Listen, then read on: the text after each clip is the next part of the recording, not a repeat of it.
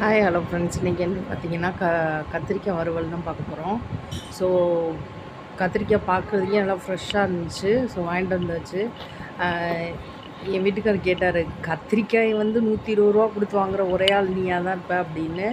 ஆனால் உண்மையிலே சொல்கிறேன், இந்த மாதிரி வறுத்து சாப்பிட்டா கறி ஆட்டுக்கறி தோற்று போயிடும். அந்த லெவலுக்கு செம்ம டேஸ்ட்டாக இருக்கும். நீங்கள் ஒரு தடவை இந்த கத்திரிக்காய் வாங்கி செஞ்சு பாருங்கள், சூப்பராக இருக்கும். ரவுண்டாக நறுக்கிட்டு அந்த பொடி இந்த பொடின்னு கண்ட பொடியெலாம் போடணும்னு அவசியமே கிடையாது.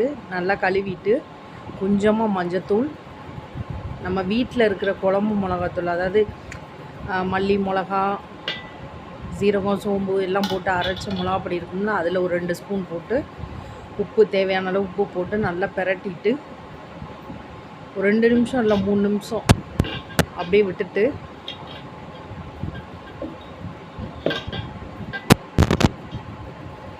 எண்ணெய் காஞ்சு நல்லா தோசைக்கல்லில் வந்து எண்ணெய் காய விட்டு லைட்டாக காஞ்ச உடனே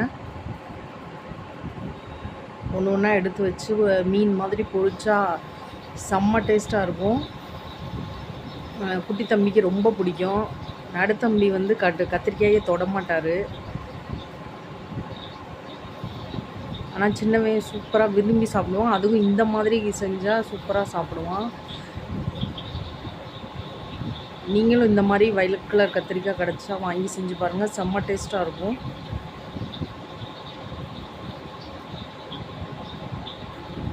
இப்போ ஒரு நிமிஷம் அப்படியே வேக விட்டுறலாம். லைட்டாக ஒரு சைடு வெந்தோன்னே திருப்பி போட்டுக்கலாம். இப்போ பாருங்கள், செம்மையாக ரெடி ஆயிடுச்சு. டேஸ்ட்டும் சூப்பராக இருக்கும். நீங்களும் இதே மாதிரி ஒரு தடவை செஞ்சு பாருங்கள் ஃப்ரெண்ட்ஸ்.